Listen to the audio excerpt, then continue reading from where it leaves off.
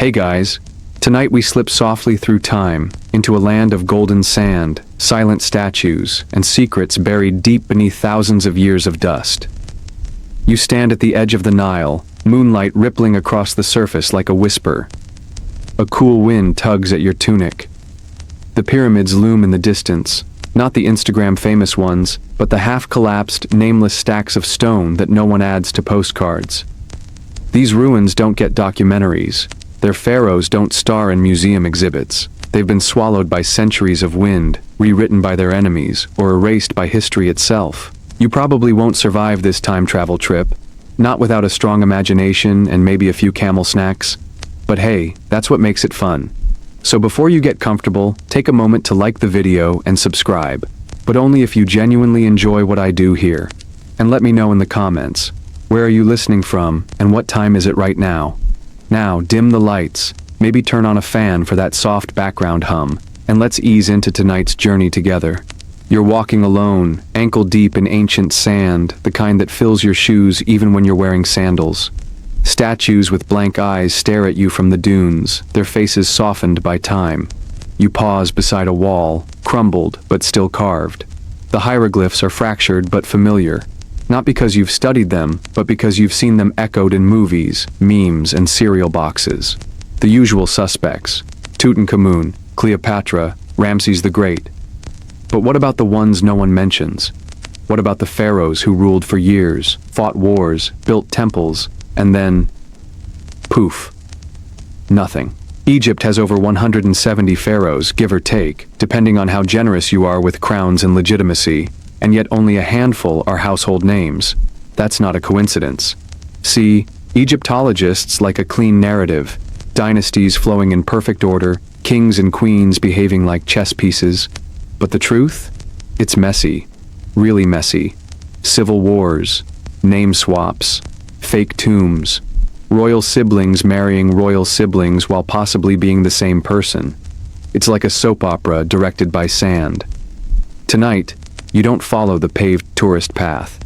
You take the detour into the reigns that cracked apart, the rulers quietly uninvited from history, and the strange little gaps between dynasty charts that textbooks skim over.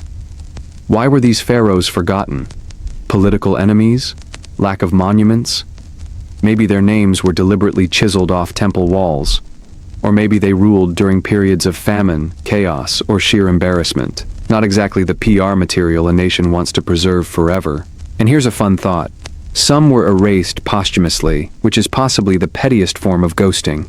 Ancient Egyptians believed your name had to be remembered to exist in the afterlife. No name? No eternal vacation. Instead, you're stuck in the cosmic DMV line for eternity, watching your pyramid crumble.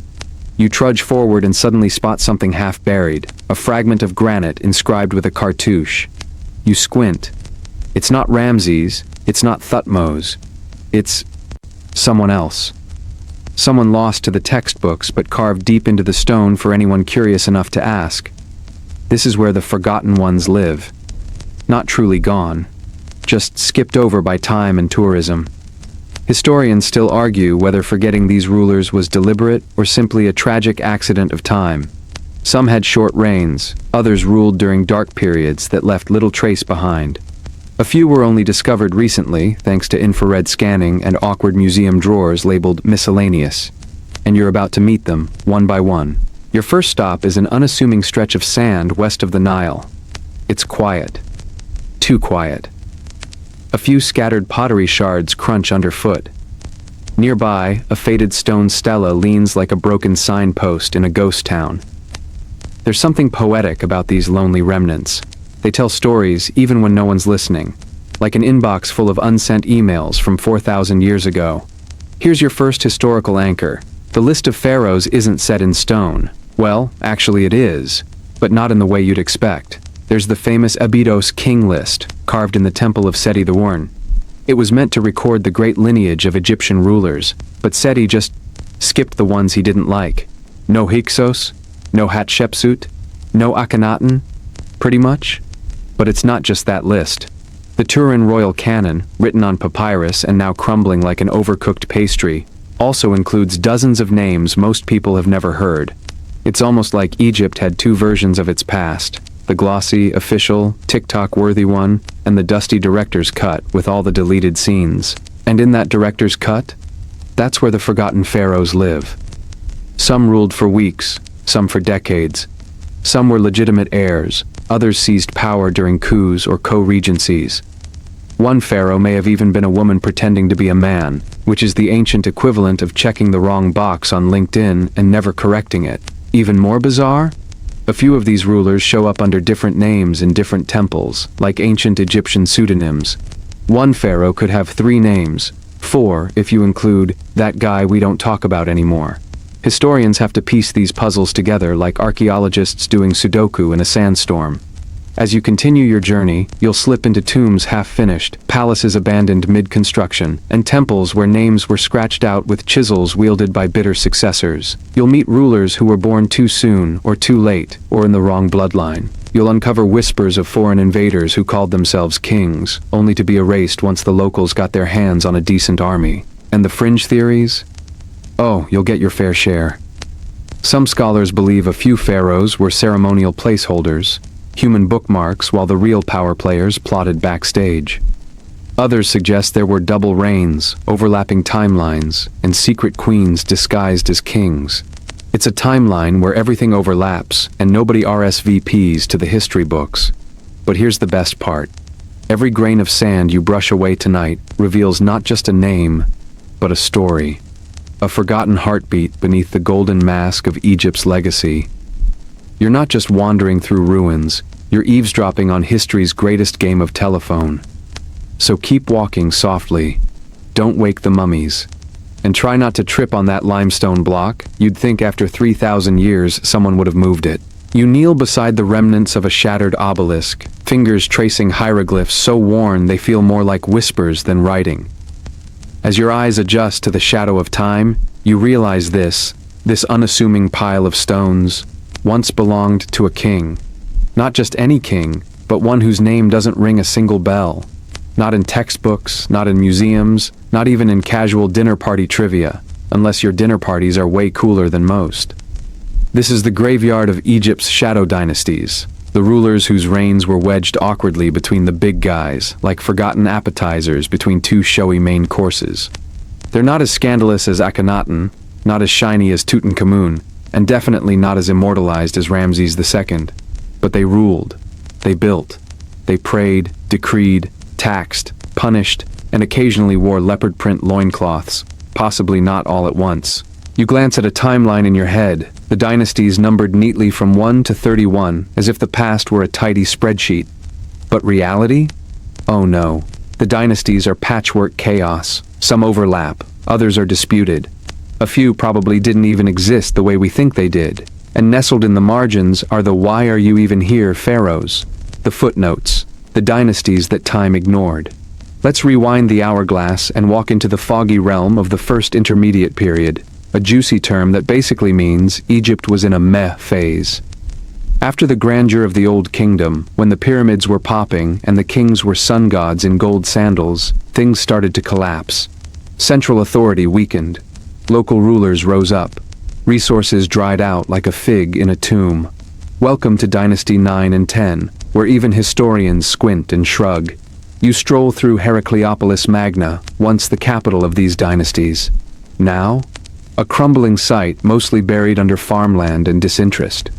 The pharaohs who ruled here, like Khedi I, the second, and possibly the third, yes, they really milked that name, were more like regional mayors with good branding. They fought off southern rivals and tried to keep the lights on, but let's be real. No one was carving 200-foot statues in their honor. The most memorable thing about them might be a scribal tale mocking one as fat and flabby, ancient shade, still sharp. Historians still argue whether these dynasties counted as full-fledged pharaohhoods, or if they were just seat fillers while the real kings were on vacation, or buried under sand. Their monuments were modest, their inscriptions vague, and their legacies basically written in disappearing ink. Yet, there's something oddly human about these guys. They weren't demigods commanding the heavens. They were bureaucrats juggling uprisings and crop failures, probably while muttering ancient Egyptian curses under their breath. You get the sense they tried their best in an era that wasn't impressive. And then there's the 14th dynasty. Go ahead. Try to name a pharaoh from it. I'll wait. No? That's okay. Most scholars can't either. The 14th ruled during the Second Intermediate Period, which is ancient Egyptian for, we're going through some things. They held power in the eastern Delta region, while the Hyksos and other groups also staked claims. Their rule was short-lived, spotty, and some names only survive on pottery shards. One ruler, Neferkar II, is known from just a single fragment. That's like becoming president and only being remembered for a coffee receipt. Others, like Sehebre or Murjafar, exist only in the Turin king list, which is kind of like being on a guest list for a party that was cancelled halfway through. You step around a broken stele, once part of a temple built by a forgotten king whose cartouche was half-carved and never finished. It's eerie, honestly, like someone hit backspace on history but forgot to delete the evidence. There's even a whole group known as the Abydos kings, names found inscribed on a 4,000-year-old wall in a weird order, some of which don't appear anywhere else. Were they real rulers? Lost co-regents? Fictional placeholders? Historians still argue whether these kings were genuine leaders or just ceremonial nods to some lost mythology. Here's your quirky tidbit of the night. One pharaoh, Wajkare, is so obscure that researchers are still unsure whether he was even a real person. His name pops up on a handful of stone blocks and maybe a bit of pottery. That's it. No grand tomb, no epic battle scenes, no Wajkare the Magnificent fan club. Honestly, if he were a modern politician, he'd be the guy in the back of the group photo blinking mid-shot. You pause in front of a statue that isn't there anymore, only its base remains, cracked and weather-worn. The name etched at its foot? Barely legible. A ghost of a king who once ruled, perhaps during a time when Egypt was splintering into city-states.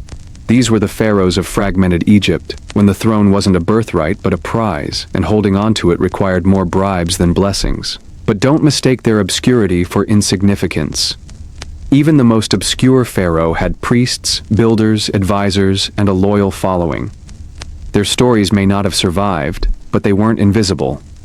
They were real people making real decisions, even if those decisions didn't involve building a tourist-friendly pyramid. And sometimes, these minor rulers paved the way for major shifts.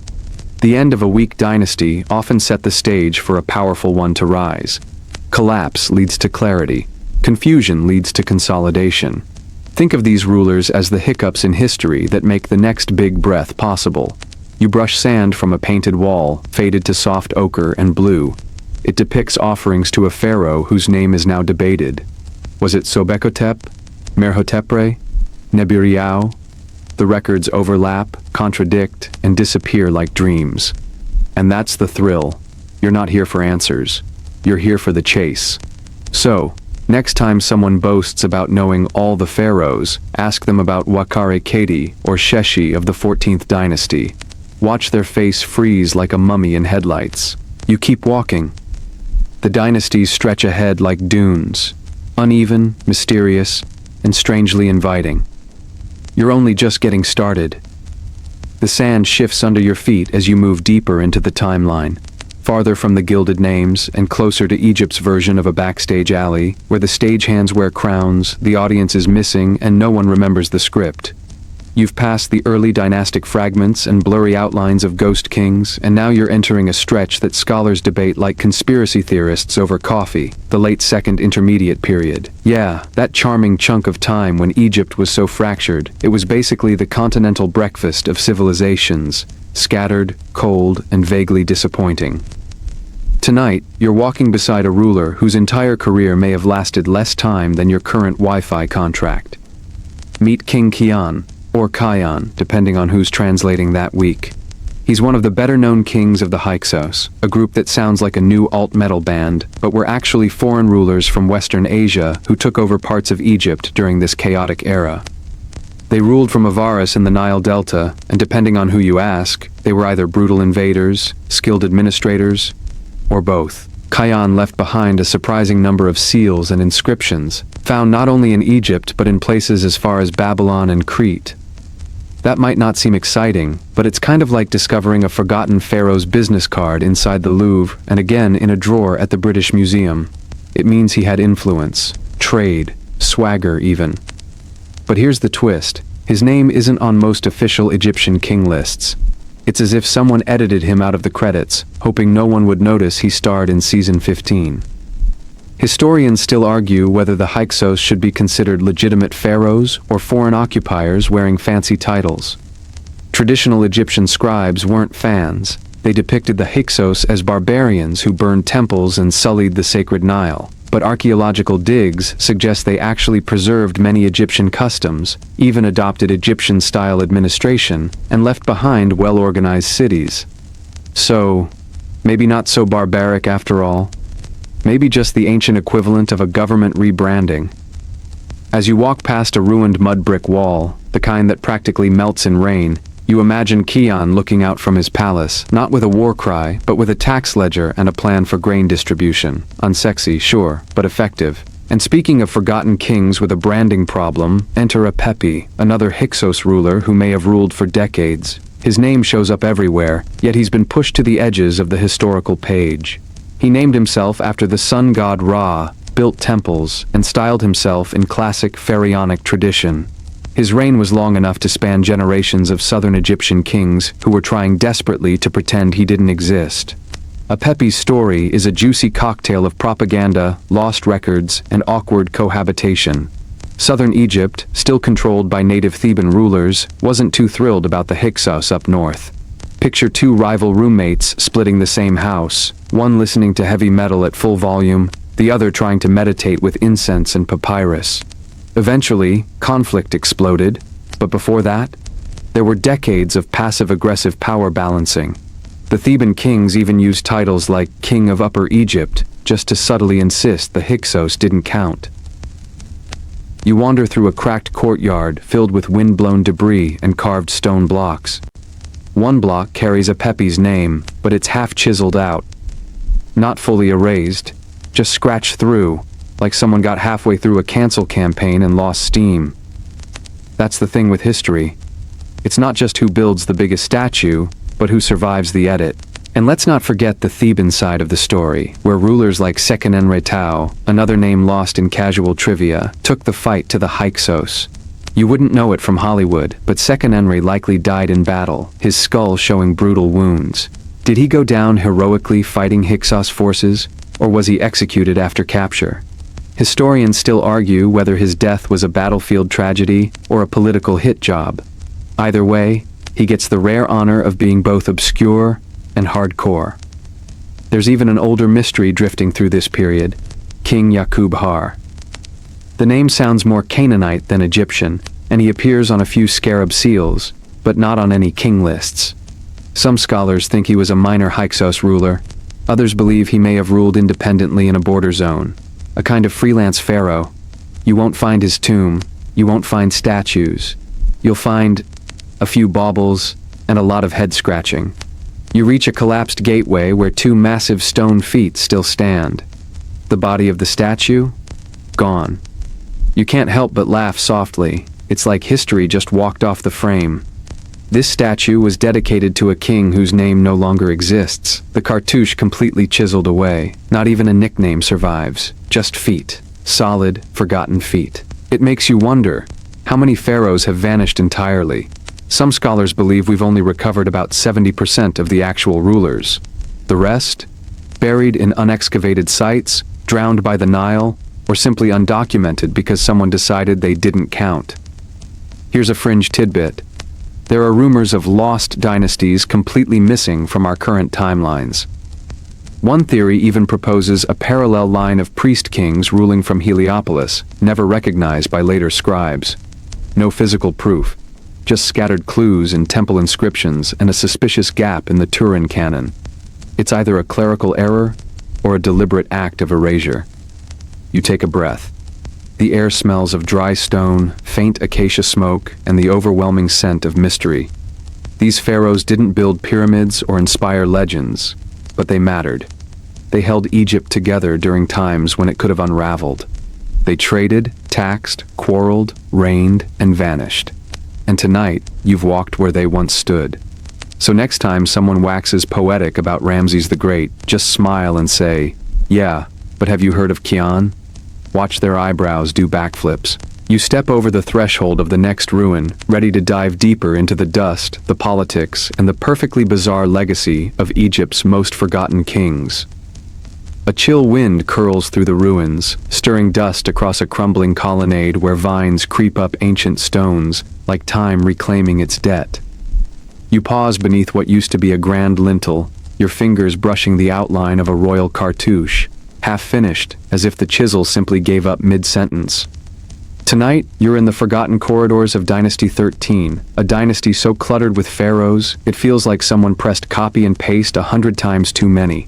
Seriously, the 13th dynasty was the soap opera of the Middle Kingdom. More than 50 pharaohs are thought to have ruled within just 150 years. That's like switching presidents every 2 to 3 years. Hard to keep track, emotionally exhausting, and absolutely dreadful for tourism slogans. You can almost hear the ancient citizens grumbling, "Wait, who's king now? Another Sobekotep? Didn't we already have 5 of those?" Sobekotep, by the way, is your ticket into this wild little kingdom. The name crops up again and again. Sobekotep the First, Sobekotep the Second, maybe even a third, fourth, and a fifth.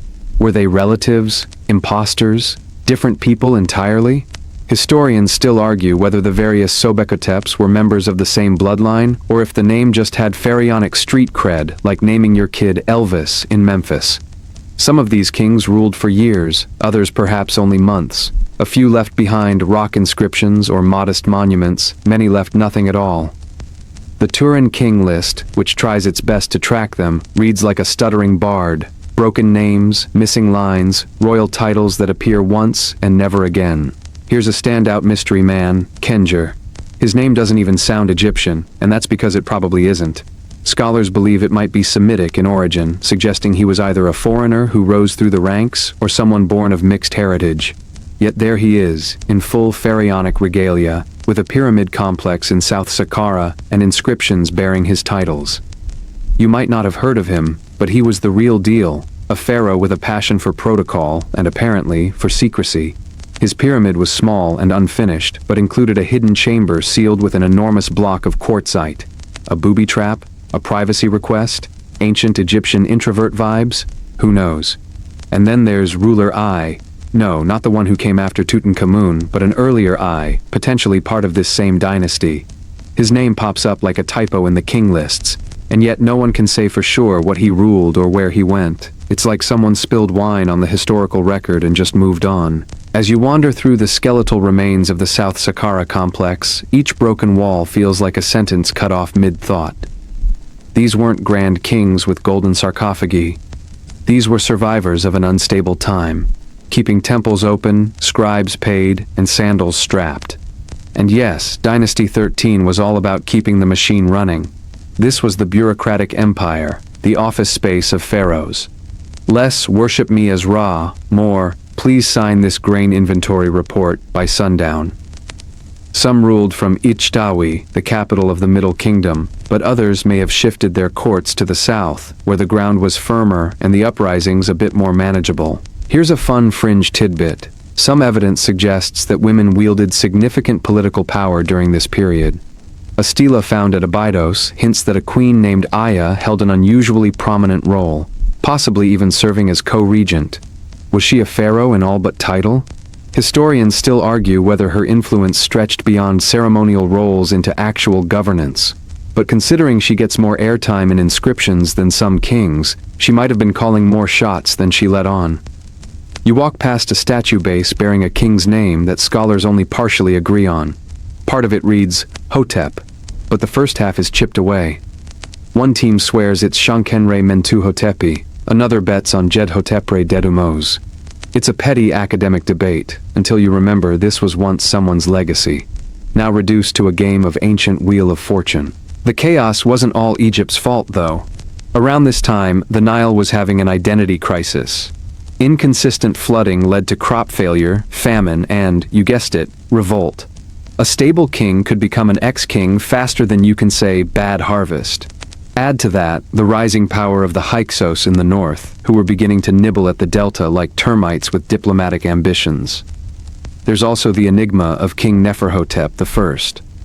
Among the 13th's many interchangeable rulers, he stands out, not because of military conquests or monuments, but because he actually ruled for over a decade. That's like winning Survivor, Big Brother, and The Bachelor in the same season.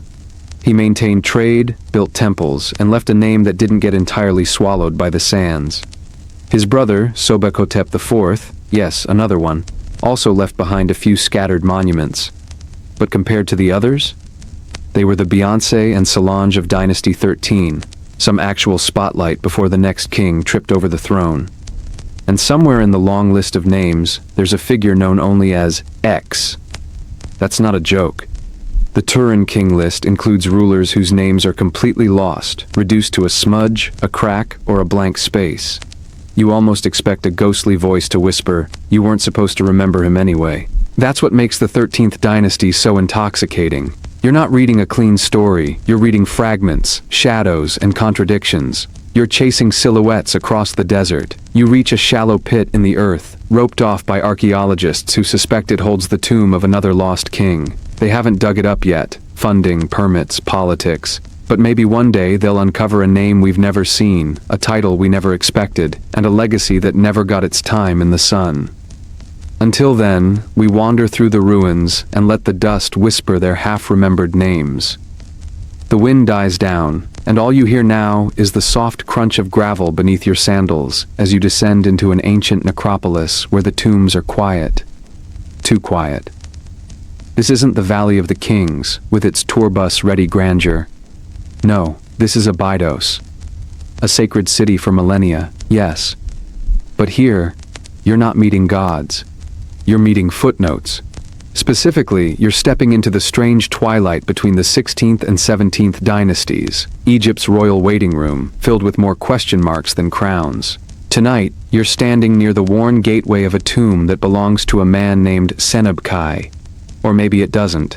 See, Senebkay wasn't even known to modern historians until 2014, when archaeologists stumbled upon his burial in the middle of a bunch of scattered remains. No golden mask, no colossal statues, just a few broken coffins, a body cut apart by what looks like battlefield injuries, and a cartouche that says, "King of Upper and Lower Egypt." Wait, who? That's exactly the point. Senebkay belongs to what scholars now call the Abydos dynasty, a proposed local line of kings that may have ruled in parallel to the better-known 16th and 17th dynasties during the Second Intermediate Period. These were the years when Egypt was less a unified kingdom and more like a glitching multiplayer server.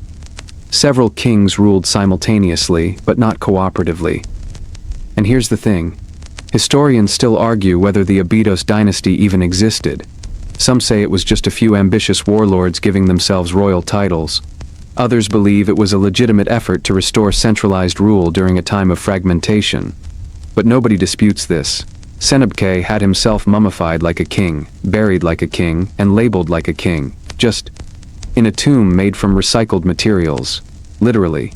Parts of his coffin were scavenged from older burials. You imagine Senebkay lying in his modest crypt, surrounded by borrowed wood, faded amulets, and maybe a resigned sigh from his ghost.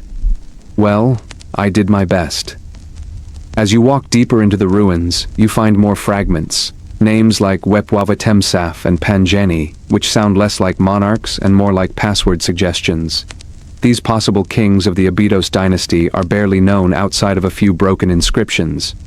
Wepwawatemsaf, for instance, left behind a stela, just one. But it was enough to hint that he might have ruled the region independently. Panjeni? He's known from a single reused coffin lid. It's like finding a US president who's only remembered because someone scribbled their name in a hotel guest book. These rulers didn't have pyramids. They didn't leave behind lavish mortuary temples or conquering armies. But they still tried to hold Egypt together, if only their corner of it, during one of the most unstable times in its history. That's kind of heroic, or at least admirably stubborn. You pass a cracked stele leaning against a sandstone wall, its inscription barely legible. Some researchers believe it references a king named Snabe, though others argue it could just be a high official with delusions of grandeur. The line between pharaoh and well-dressed governor was very thin during these years. And the truth is, it might never be clear who was actually in charge, because there wasn't a single Egypt anymore.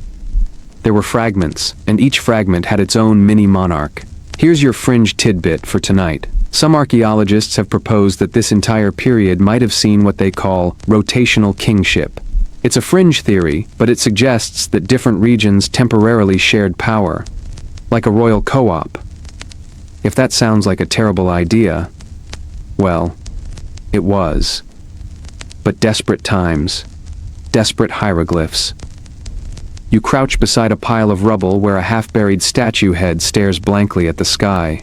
The headdress is broken, the nose is missing, but the faint trace of Urias, the royal cobra, hints that this might have once been a king, or a pretender, or a forgotten son who ruled for a blink and was swallowed by the sand.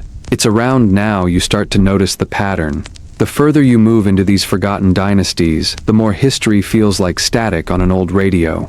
Pieces come through, names, titles, burial spots, but the context is gone. Everything is muffled, and worse, you can hear the editorial decisions that came later. Kings erased from records, dynasties compressed or skipped entirely.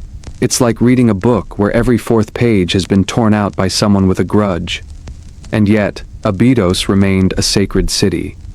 Despite the political chaos, despite the overlapping kingdoms and whispered coups, people still buried their dead here. Still prayed to Osiris. Still clung to the hope that even in collapse, there could be continuity. It's here that you remember Seqenenretau from earlier, the Theban king with the tragic skull. His story ends as the 17th dynasty begins, and his sons would go on to reclaim Egypt from the Hyksos. But Senebkay and the others? They didn't make it to the history books. No great victory, no dramatic tomb discovery aired on the History Channel. Just a few bones and some recycled wood. You pause before a faded wall carving that once showed a pharaoh riding into battle. It's almost completely gone, just traces of chariot wheels and one lingering fist clutching a weapon. Maybe it was Senebkay, maybe it was someone else. You'll never know. And yet, in that uncertainty, there's something weirdly comforting. Not every king needs to be Tutankhamun. Not every rule needs to end in triumph. Sometimes just holding the line, just trying to be a king when everything's falling apart, is enough. You step out of the necropolis, brushing sand from your hands, your mind still turning over the names you've barely learned. Pancheni, Wepwawatemsaf, Snibe, Senebkay, rulers of a broken Egypt, kings of the in-between. They may be forgotten in most textbooks, but tonight, at least, they are not alone. A pale sun starts to rise, though it's only imaginary in this bedtime wander, and you find yourself leaving behind the scattered tombs of Abydos, heading toward the shifting sands of the eastern delta. The terrain changes subtly beneath your feet, and so does the air. It's cooler here, laced with dampness and distant brine, because this is Lower Egypt, where reeds used to thicken the landscape and rival kings quietly made their bids for glory. Tonight, we're walking into the murky world of the 14th dynasty. Yes, another shadow kingdom with its own forgotten pharaohs. Unlike the 13th dynasty, which stumbled its way through Upper Egypt like a monarchic relay race, the 14th seems to have sprouted in the north, parallel to and often in competition with its southern cousins. Think of it like Egypt's version of a spin-off show, same setting, entirely different cast, and wildly disputed canon. Most of the names from this dynasty? Lost? The ones we have? Barely there, like scribbles on a napkin that someone tried to preserve in a sandstorm. The 14th dynasty may have had as many as 70 kings, ruling over an area that stretched from the Delta to maybe Memphis, if they were feeling lucky. But historians still argue whether these were actual kings or just local governors who started wearing fancy hats and got carried away. One of the most whispered about names is Nehazi. Sounds sleek, right? In reality, he's about as tangible as a sandcastle. He might have been the dynasty's founder, or merely its most stable ruler. Again, no one can agree. His name means the Nubian, suggesting a heritage that links southern Egypt or Nubia with the Delta's melting pot. This multicultural background fits the setting. Lower Egypt, especially the Delta, was always more of a crossroads than a homogeneous kingdom. Now, here's your quirky tidbit for the night. One of the 14th dynasty rulers, possibly Nehazi, though again, scholars argue, had a throne name that translates roughly to "he who brings order." Sweet, right? Except, judging by the complete lack of order in the archaeological record, it's like naming your dog Quiet and having it bark every time the fridge hums. Still, the optimism is endearing. You walk past a pit where once stood the city of Avaris, later to become the Hyksos capital, but possibly even earlier, a hub for 14th dynasty activity. The layers of civilization here are stacked like a forgotten lasagna. Beneath the Hyksos-era ruins, there are telltale signs of earlier occupation: ceramics, mud brick foundations, and seal impressions that bear royal titles no one fully understands. Some are stamped with falcons, others with serpents. It's hard to tell if they were pharaonic or just enthusiastic. One thing becomes clear. These kings, if that's what they were, weren't tomb builders. Their monuments are more administrative than grandiose. Ceilings, storage jars, ledgers. Welcome to the paperwork dynasty. You picture a pharaoh signing off on a shipment of barley instead of ordering a golden shrine, and honestly, that feels more relatable. Royalty still had to eat, and that makes sense, because the Delta's geography demanded a different kind of king. This was a world of canals and marshes, of imported goods and bustling trade. Foreign merchants docked here, the winds blew from the sea.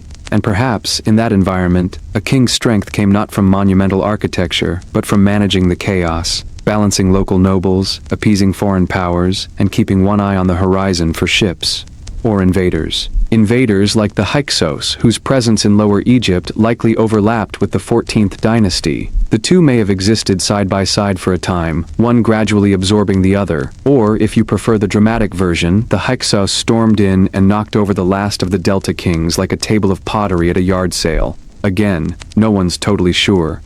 But somewhere in the mess, the 14th dynasty faded, its pharaohs swallowed by the sand and overshadowed by the rising power of the Hyksos in Avaris.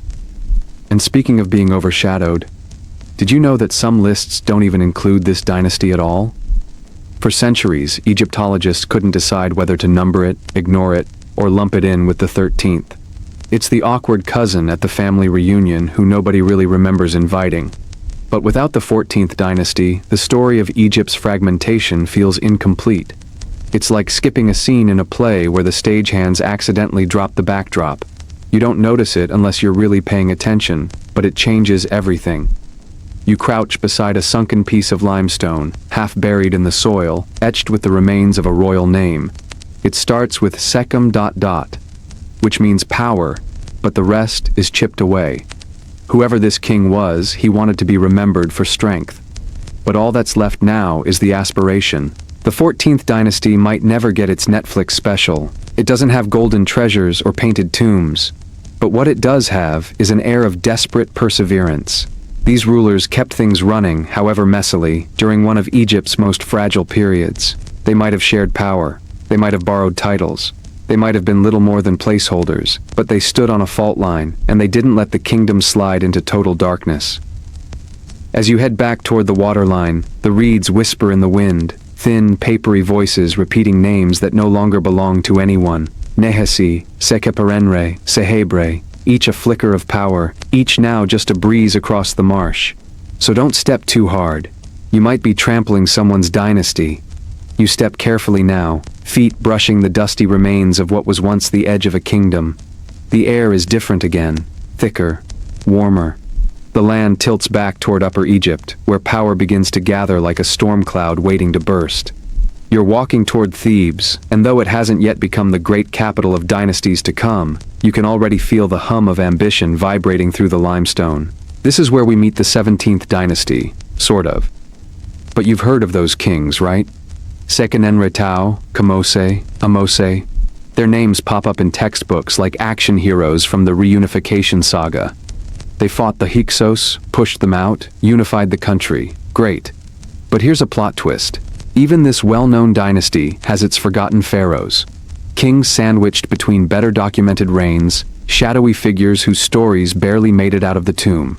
And tonight, we're going to pause and sit with one of the oddest among them, King Sobekemsaf. Actually, make that King Sobekemsaf. Because there were two of them, or possibly one, or three. Historians still argue whether Sobekemsaf Wyman II were father and son, brothers, or somehow the same guy copied twice by a distracted scribe. You squint at a carved cartouche etched into the side of a broken shrine. It reads, Sekemre Wepmat, one of the throne names for a Sobekemsaf, but good luck matching it definitively to the correct one. The records blur. And that's the problem. When royal names repeat and when you don't leave a pyramid behind, history tends to shuffle your details like a deck of worn playing cards. What we do know is that the Sobekemsafs ruled during the build-up to the final conflict with the Hyksos. Theban kings, they likely reigned from a modest capital nestled in the southern bend of the Nile. No massive conquests, no huge monuments. But what they left behind offers something we rarely get from these forgotten kings. A hint of personality. You stumble into a temple courtyard where fragments of an inscription tell us that one of the Sobekemsafs, probably the second, had a thing for building and restoring sanctuaries. One inscription says he rebuilt parts of the Temple of Montu in Metamud. Not flashy, but think about that. While the Hyksos held the north and chaos still reigned in the middle of the country, this king focused on temples, on faith, on structure. Maybe it was a strategy, maybe he just wanted the gods on his side, or maybe, just maybe, he was more priest than warrior. Your quirky tidbit of the night? A wooden coffin bearing the name Sobekemsaf was found in the 19th century in a cache of royal mummies, reused, and not just recycled in the minimalist, eco-friendly sense. Someone literally shoved another mummy into it later, probably when tomb robbers had already stripped the original grave bare. Imagine being royalty and having your eternal resting place turned into an ancient storage bin. That's legacy for you.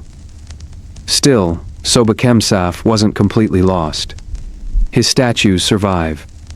One particularly striking one, now in the British Museum, shows him seated calmly, wearing the royal kilt and Neem's headdress, his face serene. There's a quiet strength there.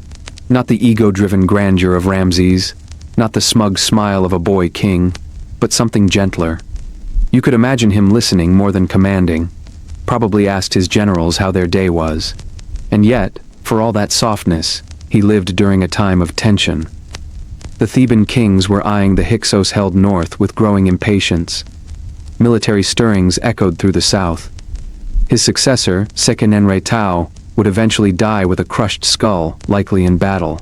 So, you can almost see Sobekemsaf walking a political tightrope. Don't poke the Hyksos too hard, but don't seem weak either. Be pious, build temples, reinforce your authority with quiet dignity. You reach a stone niche where a faded relief once showed the king making offerings to a crocodile-headed god. Sobek, of course. It's no surprise the king's name pays homage to him. Sobek is his protection. It's an unusual choice for a dynastic name, especially in Thebes, where Amun was king of the gods. But maybe that's the point. The king saw himself as shielded, protected by a god of strength, water, and fertility. You picture him whispering to a shrine in the early morning, hoping the god's sharp-toothed smile meant favor and not appetite. And yet, here's the scholarly mystery. Where do the Sobekemsafs actually fit? Some chronologies list one right after another. Others slot them with gaps of years in between. Still others argue the name was duplicated due to a scribal error, like printing a king's resume twice in the Book of Dead LinkedIn. The absence of concrete data turns their history into a riddle wrapped in a sarcophagus. What's left to consider, then, is feeling. The texture of the era. You close your eyes and imagine the dusk falling over ancient Thebes, priests lighting torches, the river whispering under the moon. The palace is quiet, the king in a dim hall of columns, dictating a decree about temple grain stores while a scribe scratches it onto a roll of papyrus by oil lamp light. He's not making war. He's holding the country in place. Quietly. Carefully. And the irony? His calm reign is what made others' noise possible. Without kings like Sobekemsaf, those who kept the gears turning during the silent years, Egypt's dramatic return under Ahmose wouldn't have been possible. There's no triumph without preparation. No glory without someone laying the bricks. You step back into the present, standing in the sands above a king whose story was almost lost. He may not have reunited Egypt or chased out invaders, but he held on. He ruled. And for a time, that was enough. You're deeper in the timeline now, just shy of the new kingdom, So close you can smell the sandstone blocks being stacked into temples and hear the whispers of names like Hatshepsut and Thutmose brewing on the horizon. But before that golden age unfurls in full drama and divine ego, there's still one more foggy stretch of forgotten majesty waiting in the wings. Tonight, you find yourself winding through the last reigns of the Second Intermediate Period. It's a dim corridor in Egypt's story, less hallway, more broom closet. But behind one crooked door is a name you've probably never heard: King Senebkai. He's not from a textbook dynasty. In fact, for centuries, no one knew he existed at all. And then, boom, he shows up like a post-credit scene in a movie you thought had already ended. It's 2014. Archaeologists are digging near Abydos, poking around the ancient burial grounds like curious raccoons, when they uncover a tomb. It's poorly built, humble by royal standards, but tucked inside is a skeleton. Not just any skeleton. This one has remnants of gilded cartonnage and a crumbling funerary inscription that reads, Waserebre Senebkai. Surprise. A brand new pharaoh has entered the chat. You brush sand from the edges of a stone wall and peer into the chamber. The tomb is roughly hewn, the art clumsy, the hieroglyphs barely keeping it together. No gold, no sweeping murals. But the bones, oh, the bones tell their own bedtime story. This is where it gets wild. Senebkai died violently. His skeleton showed multiple axe wounds, including one to the pelvis and several to the head. Basically, he was hacked down in battle like a Game of Thrones character who wandered into the wrong episode. And here's your quirky tidbit for tonight. Some of the wounds suggest he may have fallen off a horse before being finished off. Ancient Egypt wasn't known for its cavalry, so if true, this little nugget shuffles what we think we know about warfare at the time.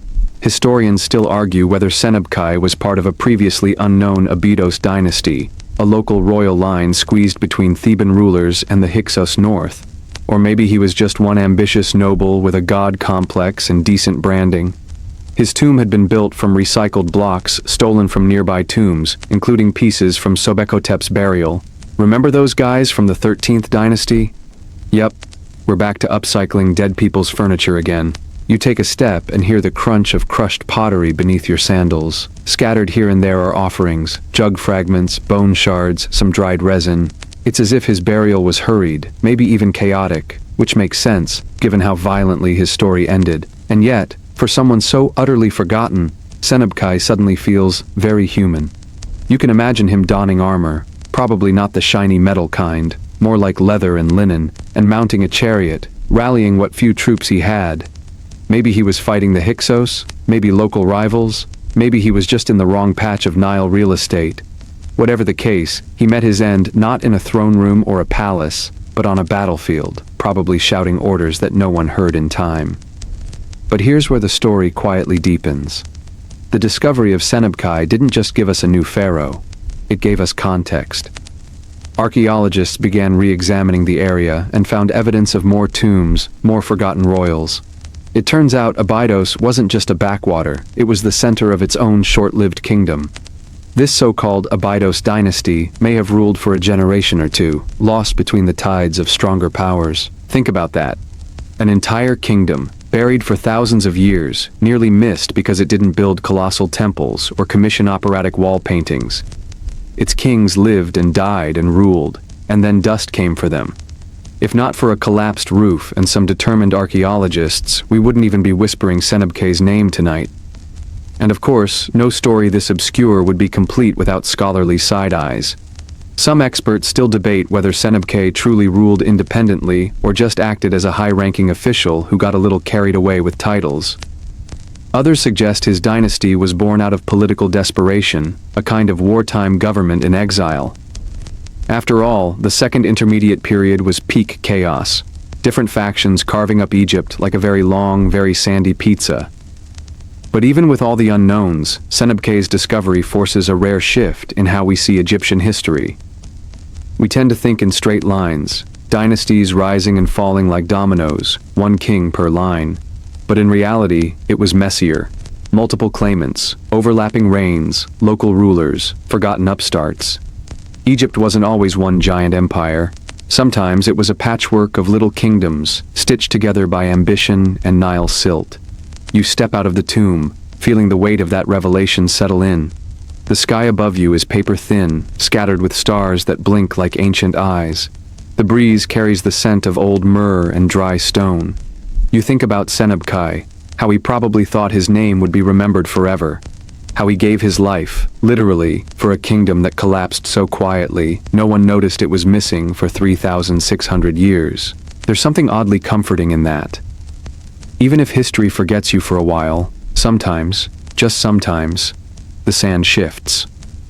A doorway creaks open, and someone walks through. And tonight, that someone is you. The air is cooler tonight.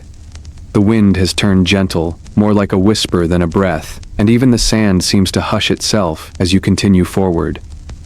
You're entering the new kingdom now, the grand, well-lit hall of Egyptian history, where names like Ramses, Hatshepsut, and Tutankhamun beam like overachievers on an ancient honor roll. But just before the real celebrity era kicks in, there's a murky pocket, a shadowy vestibule to all that grandeur, where you find a name barely anyone remembers. Sekemre Shedtawi Sobekotep. Another Sobekotep? You bet. Remember back in Section 5, where the 13th dynasty kings seemed to multiply like papyrus rabbits? This one's different though.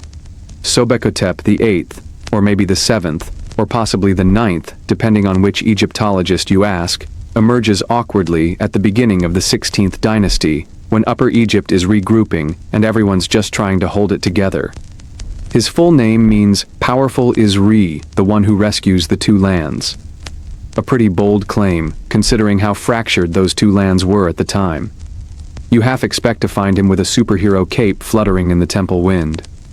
But no, this king ruled with more grit than glamour. His monuments? Sparse. His records?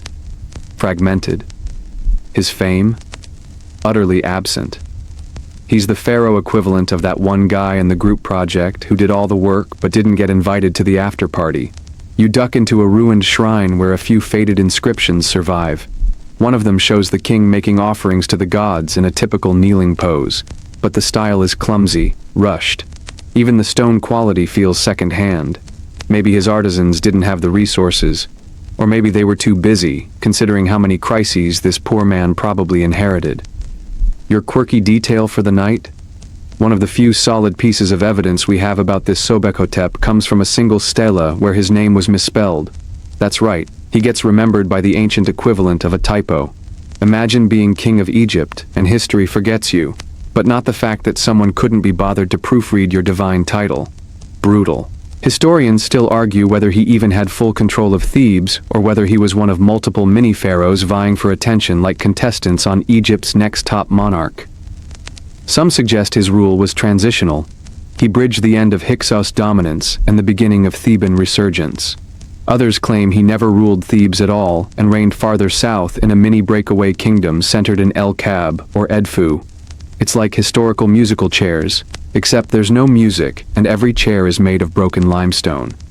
Still, even in obscurity, Sobekotep VIII shows us something essential about power. It's not always loud. Sometimes it's a whisper in the hallway, a hand on a crumbling wall, a decree that never gets read, and those quiet reigns still matter. They buy time, they build bridges, they hold space for the next roar to come. You trace your fingers over a fragment of wall where faint reliefs show Nile fish and lotus blossoms, symbolic offerings of rebirth. Maybe this king hoped for a rebirth too, if not in divine realms, then in memory.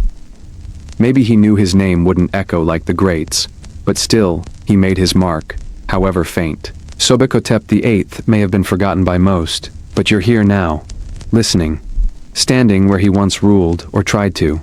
Watching the light fade across temple stones he once commanded, however briefly, and as stars prick the sky again, you can almost imagine his spirit leaning in just to whisper, "Finally, someone noticed." But don't get too cozy. There's another twist ahead, because just as Thebes starts to swell with purpose again, another shadow figure stirs. A king named Nibiriau, or possibly Nebiri-Ra, or maybe both. His name alone is a riddle, And his reign? Even hazier than Sobekotep's. You pivot now, mentally crossing a dusty border into a realm where even fewer sources survive. Nibiru.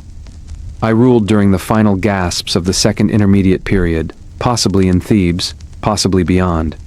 His presence is confirmed by only a handful of objects: a magical wand made of ivory, a few seal impressions, and a single reference on the famous Karnak king list. That's it. No statues, no pyramids, no dramatic tales of conquest, just whispers in the cracks of history. One of those ivory wands, used for magical protection of children, bears his name alongside protective deities. That's right. This king was immortalized not by war or monument, but by baby magic. Honestly, it's kind of sweet. You get the feeling Nibiru was the kind of king who might have checked in on temple schools or personally made sure offerings got to the orphan shrines. But again, historians still argue whether Nibiru the Pharaoh and II were father and son, or the same guy twice, or perhaps entirely symbolic names. The kingship here feels almost ceremonial, less about running a nation and more about holding the torch aloft while the real power scrambled to solidify itself elsewhere. Even so, you can picture it. A small palace tucked in a quiet corner of Egypt, where a king recites the daily hymns, signs decrees that no one remembers, and watches the horizon for signs of revolt or redemption.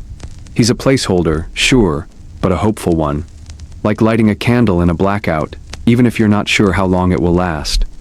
The forgotten pharaohs of this stretch, Sobekotep VIII, Nibiru, and others, aren't monuments. They're scaffolding, and they remind you that history isn't just built by the loud or the long-lasting, it's built by the persistent. By those who ruled quietly, stitched gaps, kept temples open, and wheat moving when the nation had no center. They didn't get their own Netflix specials, but without them, there'd be no stage for the stars of the new kingdom to shine. And tonight, as you wander through their fading traces, you carry their memory forward, piece by piece, breath by breath. The wind shifts again, a low sigh that winds around broken columns and wind-swept pylons. You've crossed the threshold now. The Second Intermediate Period, the weird salad bar of dynasties, is finally behind you. Ahead lies the glittering procession of the new kingdom. Opulent temples, towering obelisks, golden sarcophagi fit for gods. But before the grandeur goes full throttle, you meet a figure draped in mystery, perhaps the most overshadowed ruler of them all, Amosewar's mother, Queen Ahotep. Yes, we're veering just slightly from kings to queens, but trust me, this one deserves it. Because in the wake of fractured kingdoms and Hyksos overlords, when Egypt was a teetering mess of broken borders and bruised egos, Ahotep didn't just sit around brushing wigs and tossing lotus blossoms in perfume baths. She ran the show. You're standing now in the ruins of Thebes, where cracked reliefs hint at a woman with a commanding gaze and a hand outstretched not in grace, but in order. Ahotep, wife of Sekenenre-Tau and mother to both Kamose and Amose-III, held the kingdom together during one of its most delicate transitions. While men marched off to fight the Hyksos in the north, she managed Thebes like a boss, with grit, charm, and maybe the occasional sharp glare that turned priests into puddles. And here's your mainstream historical fact for tonight. A funerary stela dedicated to her praises her for pacifying Upper Egypt and expelling rebels. That's not a poetic compliment, it's military language, the kind usually reserved for pharaohs. So yes, while Ahotep might not wear the double crown in official king lists, she wore it in spirit, and perhaps even in practice. Egyptologists still argue whether she acted as regent for her young son or co-ruler in all but name. Some suggest she led armies too, which would technically make her one of Egypt's first female military leaders. Now for your quirky tidbit, when her coffin was found in the 19th century, it contained a fly-shaped gold pendant. Not a dainty trinket, but a military decoration. The Order of the Fly was given to warriors for bravery in battle. Imagine being such a boss queen that you earned your own set of ancient Egyptian war medals. That's Ahotep. She didn't just support the war effort, she was the war effort. Her sarcophagus also contained axes, daggers, and ceremonial weapons that could have doubled as very persuasive conversation starters. Oh, and jewelry. So much jewelry. Because ruling Egypt doesn't mean you can't also sparkle like a disco ball in the moonlight. You can almost hear her voice as you drift past her resting place, now long emptied but once packed with everything she'd need to fight her way through the afterlife. Not that she needed much help. She'd already fought her way through real life, thank you very much. But while she was extraordinary, the age she belonged to was teetering on the edge of transformation. Kamose, her older son, died before finishing the job of ousting the Hyksos, and many suspect he was poisoned or ambushed in the delta. Ahotep stepped up again, holding power until Ahmose came of age, trained, armed, and ready to deliver the final blow to Egypt's foreign rulers. When Ahmose finally reunified the country and established the 18th dynasty, the first of the new kingdom, he didn't do it alone.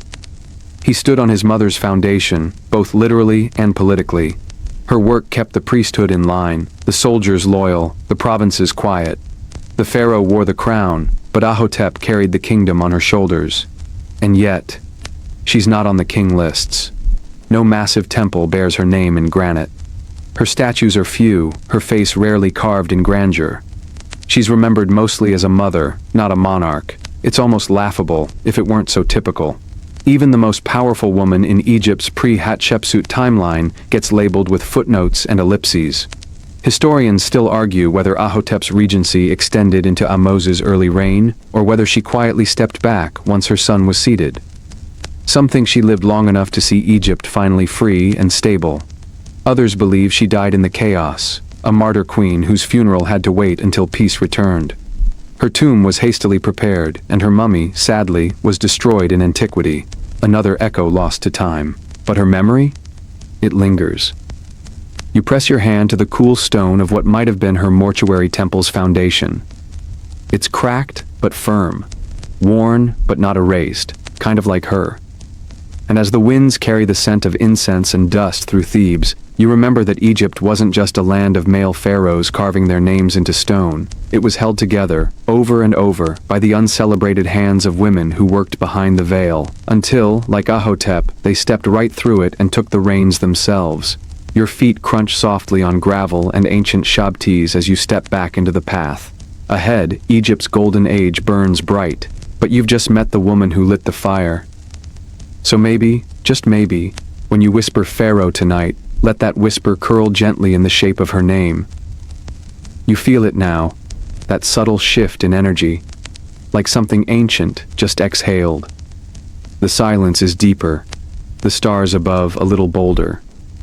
You've crossed into the golden corridors of the new kingdom, but don't blink too fast. Everyone remembers Hatshepsut, Thutmose III, Akhenaten, and of course, Tutankhamun. But nestled quietly between those glowing legends is another ruler almost nobody brings up at dinner parties, Amenhotep I. No drama, no scandals, no weird sun cults or golden masks to sell museum tickets.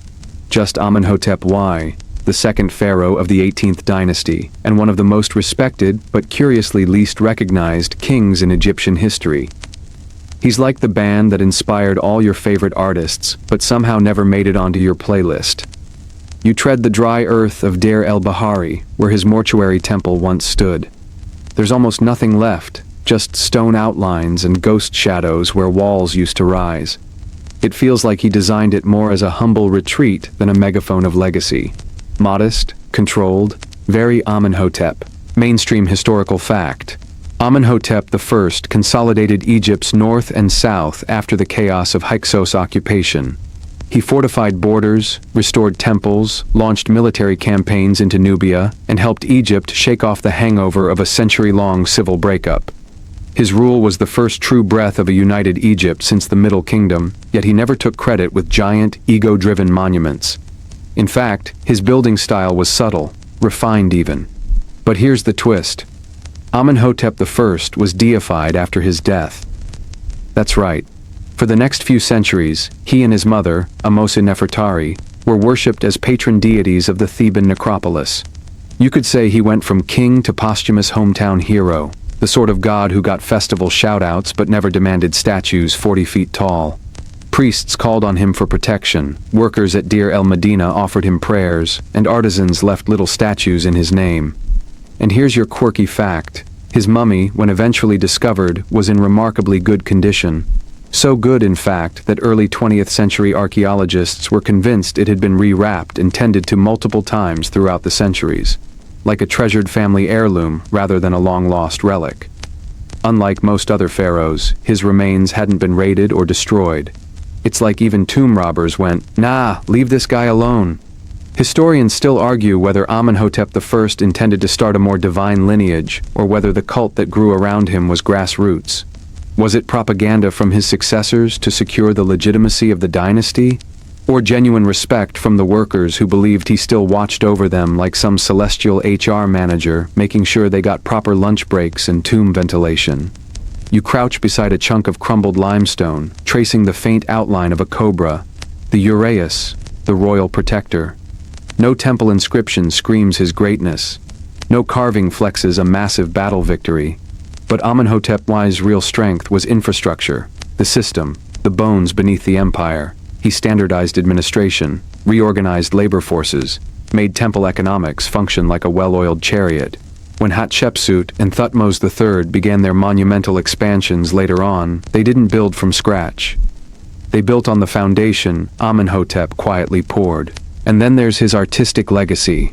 Yup, even the arts got his subtle touch. Statues from his reign have an elegance to them, a softness of line and expression that hadn't been seen in Egyptian art for centuries. Faces looked more human, more tranquil, as if Egypt, under his guidance, finally exhaled and began to dream again. Picture him walking the court at dusk, robes brushing smooth limestone, checking in on scribes, listening more than speaking. He was likely no warrior king, no sun-disk revolutionary, but he was dependable, dignified, the kind of pharaoh who probably remembered his servants' names and made sure the granaries stayed full. Now here's where it gets a little strange. There are no surviving inscriptions detailing exactly where his original tomb was located. Unlike later kings buried in the grandeur of the Valley of the Kings, Amenhotep II's final resting place remains missing. Not completely, mind you. His mummy was discovered among the royal cache at Deir el-Bahari, but the original tomb? Still unidentified. Some scholars think it lies hidden somewhere in the cliffs, obscured by time, floods, and silence. Others believe it was purposefully modest, maybe even disguised. Perhaps he didn't want to be found. Or maybe, just maybe, his priests reburied him themselves out of love, moving him when times got dangerous. Whatever the truth, the result is poetic. A pharaoh revered as a god, whose mortal house is still hidden by desert winds. The wind whispers across your neck now, the same wind that once carried the chants of Amenhotep's temple rites. You imagine candles flickering inside chapels, priests laying down offerings of bread, beer, and flowers, not for a distant sky deity, but for a former king who'd earned his divine stripes by being good. Steadfast, calm, and weirdly humble for someone who technically owned all of Egypt. He may be one of the forgotten pharaohs by modern standards, but in his own time, he was the quiet pulse of a nation learning to beat in rhythm again. So tonight, as you curl deeper into your blanket and the room darkens into near pitch, know this. Greatness doesn't always shout. Sometimes it whispers. Sometimes it builds the scaffolding others climb. And sometimes, it gets its own cult without even asking for it. Sand slips between your fingers, coarse and warm like time itself. You've just stepped over Amenhotep I's quiet legacy, and now you're squinting into a palace of obelisks and incense smoke. Before you looms one of Egypt's most debated and daring rulers, except no one ever expected her to rule at all. Yep, we're talking about Hatshepsut, the queen who decided pharaoh wasn't a title reserved for bearded dudes with golden crooks. She didn't just borrow the throne, she owned it. You trudge along the avenue of sphinxes, imagining the procession of priests, incense bearers, and royal musicians leading up to Djeser, her mortuary temple carved right into the cliffs of Deir el-Bahari. Even now, the thing looks like it crash-landed from the future. Clean lines, terraced levels, a kind of divine symmetry that makes most modern buildings look like storage sheds. Now, here's your mainstream historical fact. Hatshepsut reigned for about 2 decades in the 15th century BCE, one of the longest and most prosperous periods of peace and architectural boom in ancient Egypt.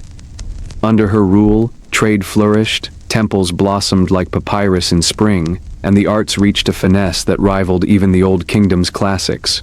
But here's the part that earns her a spot on our list of forgotten pharaohs. For centuries after her death, she was almost completely erased from history, literally. Her successor and stepson, nephew, because Egyptian family trees are basically soap operas, Thutmose III had her statues smashed, her name chiseled out, and her images scrubbed from walls like a pharaoh-shaped typo. Historians still argue whether this was an act of revenge, political cleansing, or good old-fashioned patriarchal panic. Some say Thutmose III was just reclaiming his rightful spotlight after a long regency. Others believe later priests were trying to correct the gender order of divine kingship. Either way, Hatshepsut was ghosted hard by history, and yet, she persisted. Your sandals echo softly against what's left of her temple floor. Carvings along the walls show a wild tale, a divine birth scene where the god Amun supposedly fathered her, placing her destiny as pharaoh in divine hands. Neat little trick, right? Want to rule a deeply conservative patriarchy? Just rewrite your origin story with a god as your dad. Classic move. Hatshepsut didn't just lean into masculine symbolism, she grabbed it with both hands. She was often depicted in full pharaonic regalia, complete with a ceremonial beard and kilt. But her statues blend masculine posture with graceful, almost feminine facial features. She was rewriting the rulebook with every chiseling stroke. And here's your quirky tidbit of the night. She launched one of the most ambitious trade expeditions in Egyptian history, to the mysterious land of Punt. That name sounds like an IKEA coffee table, but to the Egyptians, it was a kind of ancient wonderland. They brought back exotic trees, incense, gold, ivory, and, wait for it, live baboons. Imagine the customs paperwork on that cargo. One of the reliefs even shows a Puntite queen with an unusually detailed physique that modern scholars delicately describe as voluptuous, and others, less delicately interpreted as a case of possible elephantiasis. Now, this expedition wasn't just about spice and incense, it was a flex. Hatshepsut wanted to prove that her rule brought prosperity and connection to divine lands. And she nailed it. The imagery in her temple celebrates this triumph like it was the Egyptian equivalent of a moon landing. But even with all this success, her memory was nearly lost. When archaeologists first uncovered the temple, they didn't even know whose it was. Her name had been hacked off so thoroughly, it took years of piecing together clues before scholars finally gave her credit. Imagine that. The ruler who redefined kingship, built one of the most iconic temples in history, and turned Egypt into a superpower of wealth and diplomacy, forgotten. All because she didn't fit the template. You stop and gaze up at the cliffs. Above them, bats wheel and dip silently through the air. Somewhere, deep inside those hills, Hatshepsut was laid to rest, though her tomb, KV-20, was a bit of a real estate tangle. She may have originally intended to share it with her father, Thutmose I, but over time, her body was moved, hidden, and possibly even mislabeled in the caches of reburied royals. It wasn't until 2007 that archaeologists, after years of dental comparisons and mummy shuffleboard, finally declared one of the anonymous bodies in Cairo's museum storage was probably her.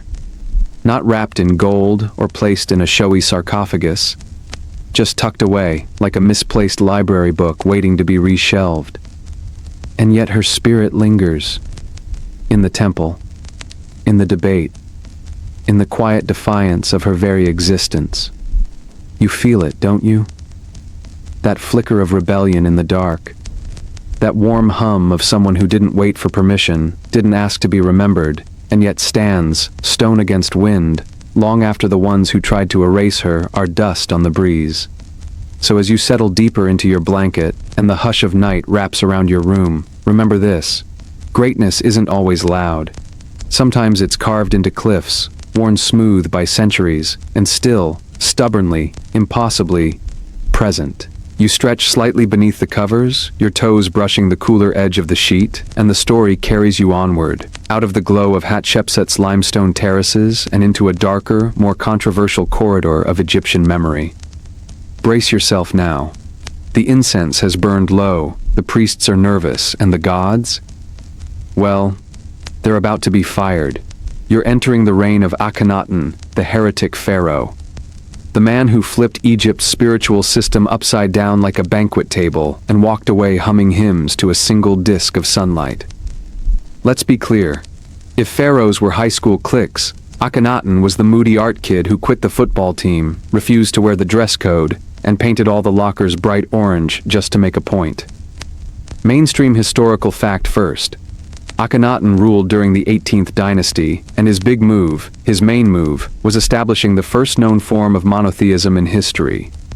He ditched the entire pantheon of Egyptian gods, yes, including heavyweights like Amun, Osiris, and Ra, in favor of Aten, a singular solar deity represented not as a bearded god on a throne, but as a radiant sun disk extending hands of light.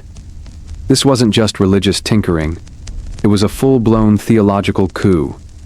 Temples to other gods were closed, priesthoods disbanded, names of deities scratched out with ancient cancel culture vigor.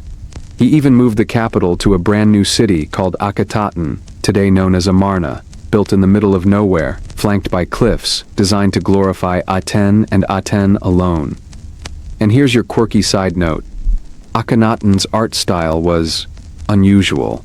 Statues and reliefs show him with elongated limbs, a potbelly, wide hips, and a strangely soft face.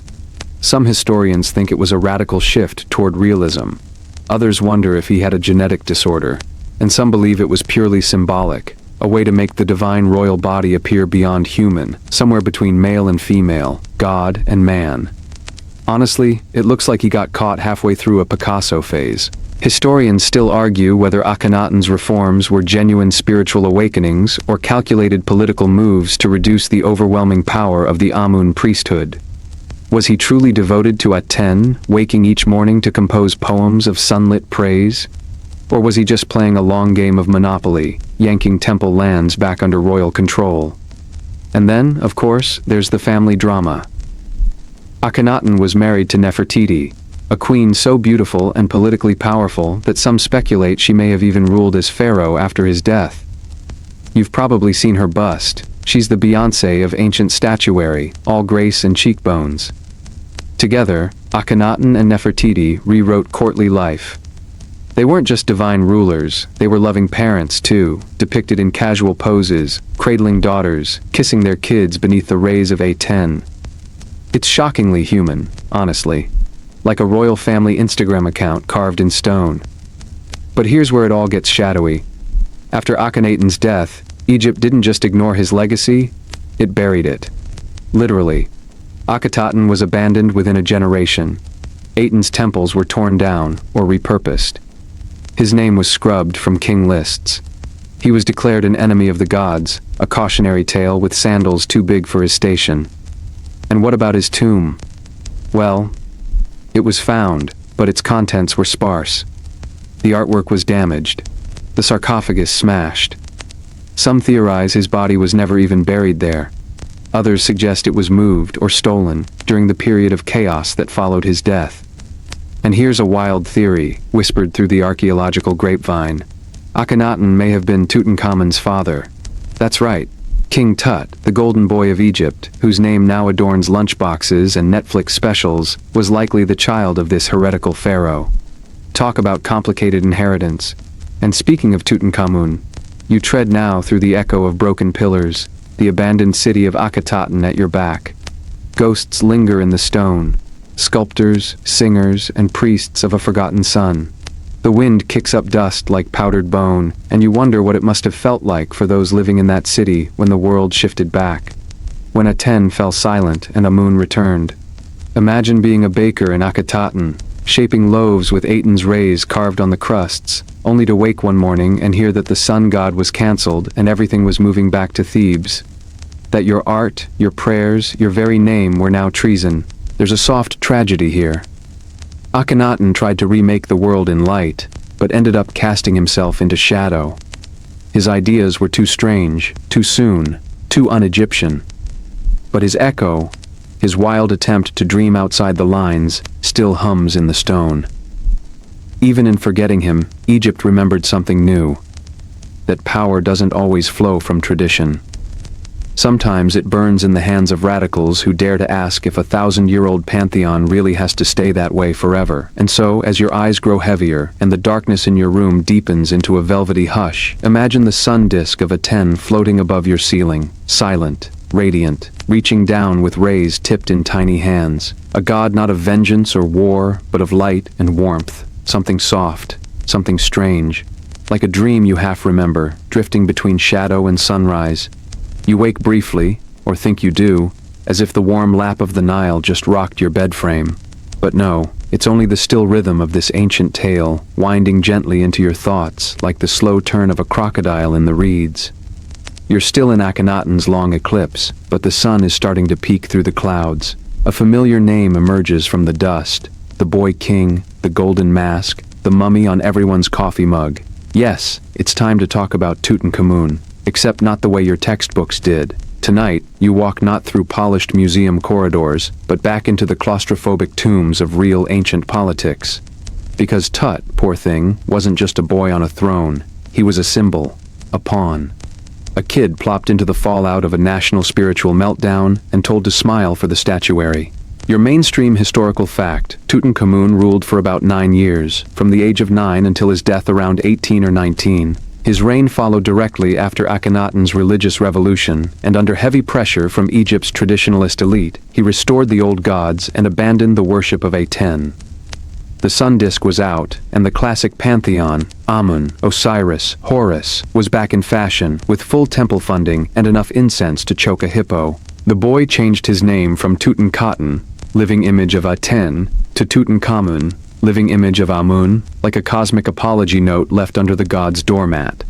He moved the capital back to Thebes, statues were rebuilt, priests rehired, and suddenly, the godly household looked exactly the way it used to, on the surface. But beneath all that political theater, there's something deeply odd about Tut's reign. Or more accurately, about his control over it. Because let's face it, 9-year-olds don't exactly run empires. Most of them can't even fold a bedsheet.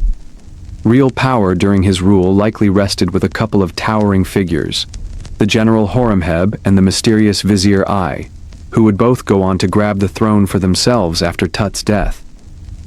Historians still argue whether these men were his protectors, his puppeteers, or something worse. Was Tut's death natural? Illness? Infection from a broken leg? Malaria? Or was it something less medical? His mummified body was found hastily embalmed, with damage to the skull and chest, leading some to speculate about foul play. Then again, others say the damage happened during the rushed mummification process, or later mishandling. It's Egyptology's version of an unsolved crime podcast, mysterious enough to sell 1 million theories, but just vague enough to stay unresolved. And here's your quirky tidbit of the night. When British archaeologist Howard Carter uncovered Tutankhamun's tomb in 1922, he triggered a full-blown Egyptomania frenzy. But the weird part? The contents of that tomb were, by royal standards, kind of modest. Luxurious, yes, gold, jewelry, furniture, but nowhere near the level of grandeur expected for a pharaoh. The tomb itself was small, possibly meant for someone else, and hastily finished. Some scholars believe it was a repurposed noble's grave, adapted last minute when Tut died unexpectedly. And then there's the so-called curse of the pharaoh, which blossomed when several people connected to the tomb's opening died under mysterious or unfortunate circumstances. Journalists had a field day. "Death comes on wings to he who enters," they printed, citing a supposed inscription, though no such curse was actually found in the tomb. Still, it's a great story to whisper around a flashlight. Back to you now.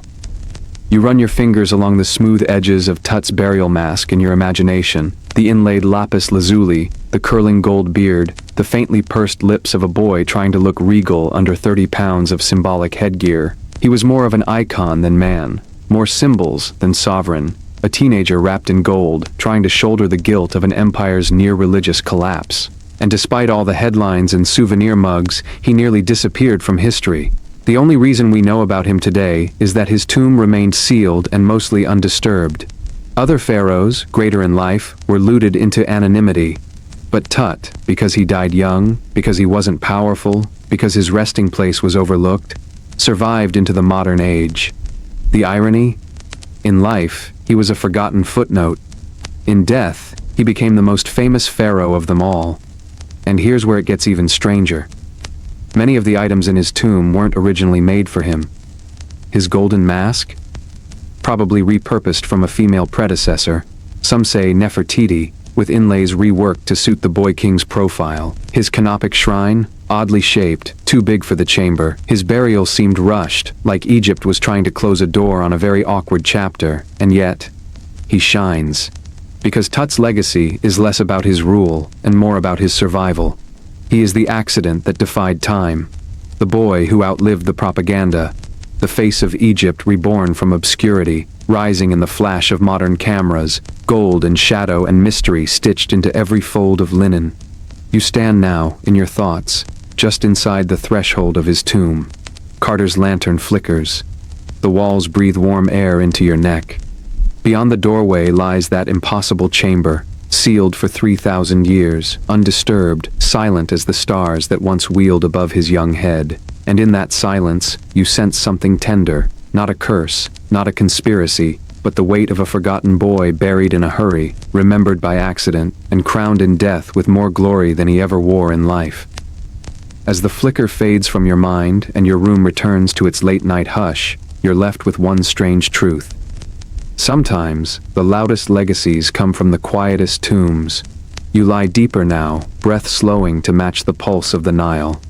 The cool draft in your room could be the breeze off temple stone, stirring reeds, or lifting the veil of another pharaoh long brushed away by desert winds. One more forgotten ruler waits for you, just one. But this one's different. He doesn't shine in museums. He doesn't star in documentaries. No golden mask, no lavish tomb. Just a name, Siptah, echoing faintly through the sand. You're in the 19th dynasty now, where dynasties tumble like dominoes and power flickers from hand to hand like a torch in a windstorm. Pharaohs come and go in quick succession, some barely leaving footprints, others clawing for legacy like a cat scrabbling up a pyramid. Siptah was one of those nearly erased by history.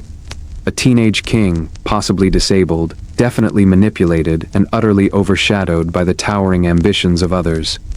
Here's your historical fact. Siptah reigned for about 6 years, between roughly 1197 and 1191 BCE, during a deeply unstable period in Egypt's new kingdom. He came to the throne as a child, perhaps 10 or 11, after the death of Pharaoh Seti II, a time when Egypt's political system resembled a leaky boat in crocodile-infested waters. But here's the weird part, your quirky gem for tonight. Siptah may have had polio. His mummy reveals a deformed left foot, arched unnaturally, consistent with a condition that would have made walking painful and difficult. Imagine trying to rule an empire while limping through marble halls in golden sandals too stiff to bend. Of course, Siptah wasn't exactly running the show alone. The real power was wielded by Bey, a commoner who rose through the ranks to become chancellor and kingmaker. Bey was the classic whisper behind the throne, a political puppeteer in elegant linen, with a nose for opportunity and a will of iron. Historians still argue whether Bey was acting to preserve stability or simply grabbing power for himself. Was he protecting young Siptah, or using him as a convenient human shield to rule from the shadows? One inscription has Bey boasting that he established the king upon the throne, a phrase that sounds suspiciously like he's pinning a crown on a puppet. Bey's fate, however, didn't follow the script. Just a few years into Siptah's reign, Bey was executed. Why? The reasons are fuzzy. Conspiracy? Overreach? Perhaps the boy king, or those around him, finally realized how much danger came with holding the leash of such a slippery dog. And then, Siptah disappears. Not dramatically, not in a blaze of glory, just quietly. His tomb, KV 47 in the Valley of the Kings, was unfinished when he died. Hastily completed. Decorated with care but lacking the grand touches of stronger reigns. His mummy was moved at least once in antiquity, possibly by priests trying to protect royal remains from tomb robbers. He wasn't vilified like Akhenaten. He wasn't glorified like Tut. He was simply forgotten. And maybe that's the hardest fate for a pharaoh, not to be hated, not even to be ignored, but to vanish so completely that even his statues seem to dissolve in the sun. You step now through his quiet tomb in your mind. It's dim and narrow. You run your hand along the unfinished wall, where artists left only outlines. The flicker of torchlight brings out the faint image of Osiris welcoming Siptah to the afterlife, carved as if even the gods were unsure he'd show up. The irony, of course, is that Siptah may have been stronger than anyone gave him credit for, reigning through disability, navigating treacherous adult politics before his voice had even deepened, and somehow, holding onto his throne for 6 years without completely capsizing Egypt's fragile balance. But history doesn't reward quiet resilience. It prefers drama, gold, scandal, gods torn down and rebuilt. Siptah had none of that. Just a crooked foot, a manipulated reign, and a name that took archaeologists years to even identify with certainty. And yet, here you are, whispering his name across time. Let that sink in. Out of the dozens of pharaohs who ruled Egypt, whose faces were smashed or erased, whose cartouches were chipped off walls or overwritten with someone else's ego, you are remembering Siptah tonight. In your bed. In the quiet. In the dark. He was never meant to be legendary, but maybe he doesn't need to be. Maybe survival is its own kind of power. And now, your journey is nearly done. You've wandered the tombs of the silent kings, touched shattered crowns and flickering gods, heard the hush behind the hieroglyphs and the groan of empires buckling under time. Let it all settle now. Let the dust of the forgotten fall gently around you, curling into your dreams like soft linen wrapping a sacred statue. The names may crumble, the monuments may fall, but the stories, especially the ones almost lost, find their way into night's quiet heart. You breathe in, slow and full. You exhale the last grains of sand. And now, we ease into stillness. The sands no longer shift beneath your feet. The tomb walls fade, their painted gods retreating into the gentle dark. The Nile, distant now, whispers like a lullaby through reeds that no longer sway. The torches are out. The statues sleep. And you've come all this way. You've walked beside kings and queens, forgotten and remembered. You've traced the path of heretics, dreamers, and children turned gods. You've stood beneath pillars where once incense curled toward the stars and through corridors where only silence kept watch. You've brushed against broken crowns and unfinished walls, feeling the hum of time in every carved stone. And now it's over. The voices have quieted. The golden masks are folded away. The crocodiles have returned to their waters, still and unseen. Let the hum of the fan become the Nile. Let the weight of your blanket become the cool stone of a tomb. Let your breath match the desert wind, long and slow and soft. There's nothing more to chase. No more riddles in the sand. Just rest. Deep. Dreamless. As if even the gods have turned down their lamps to sleep. And maybe, just maybe, a forgotten pharaoh stands by your door tonight. Not to haunt, but to watch over your sleep, pleased that someone still remembers his name. So close your eyes now, time travelers. Sweet dreams.